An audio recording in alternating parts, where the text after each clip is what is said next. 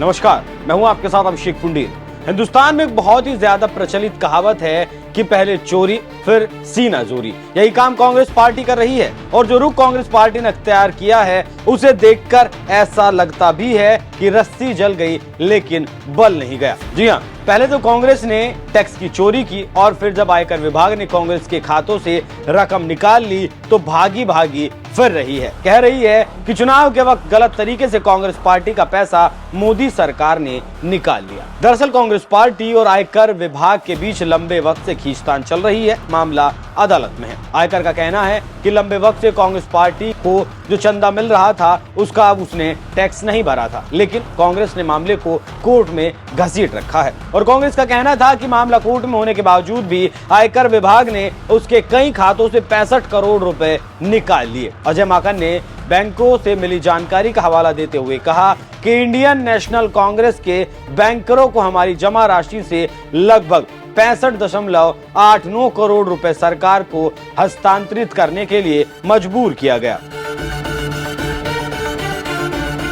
इसके बाद कांग्रेस ने आयकर अपीलीय न्यायाधिकरण का दरवाजा खटखटाया था। कांग्रेस चाहती थी कि ट्रिब्यूनल आयकर की इस कार्रवाई पर रोक लगाई जाए, लेकिन ट्रिब्यूनल ने भी कांग्रेस पार्टी को बड़ा झटका दे दिया, क्योंकि यह मामला सिर्फ 65 करोड़ रुपए का नहीं है बल्कि 270 करोड़ रुपए का है। ट्रिब्यूनल ने पिछले साल के आयकर रिटर्न में गड़बड़ी के लिए पार्टी पर लगाए 210 करोड़ रुपए जुर्माने के खिलाफ कांग्रेस की जो अपील थी उसे खारिज कर दिया। और अब सूत्रों के हवाले से खबर ऐसी है कि कांग्रेस अब दिल्ली हाईकोर्ट का दरवाजा खटखटाएगी, लेकिन हाईकोर्ट से भी कांग्रेस को राहत मिले उसकी उम्मीद बेहद कम नजर आती है। इसी बौखलाहट में अजय माकन ने कह दिया कि लोकतंत्र पर हमला किया गया है। वैसे ये कोई नई बात नहीं है, इस तरीके की बातें उनके नेता अक्सर विदेशों में बैठकर करते हैं, लेकिन अब कांग्रेस को टैक्स तो भरना ही पड़ेगा, भले ही वो दरवाजे कितने भी खटखटा ले। माकन का कहना है कि आयकर विभाग ने उनके खातों से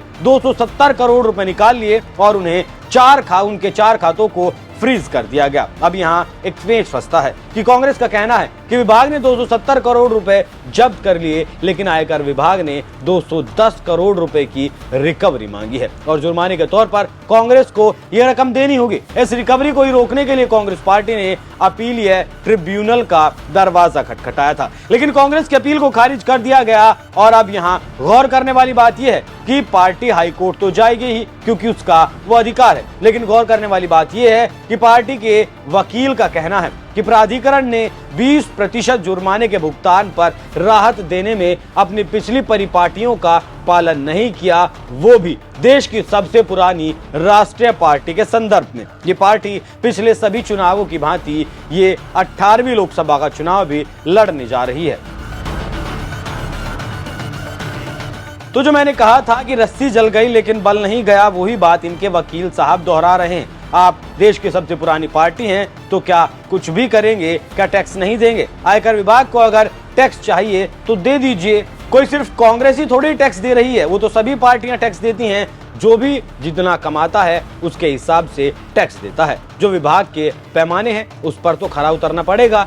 कहीं ऐसा तो नहीं है कि देश पर लंबे वक्त तक राज किया गया और सर्वे सर्वा बनकर किया गया, तो कहीं ऐसा तो नहीं कि टैक्स देने की आदत नहीं है। तो जैसे नेता अब तक देश को लूटते आए हैं, अब देश वैसे नहीं लूटा जाएगा। इस बात को कांग्रेस पार्टी जितनी जल्दी समझ ले उतना उसके लिए बेहतर रहेगा। वैसे जिस तरीके से कांग्रेस ने टैक्स जमा नहीं किया और अब अकड़ भी दिखा रही है, उस पर आपकी क्या राय है? अपनी राय हमें कमेंट कर जरूर बताएं। नमस्कार।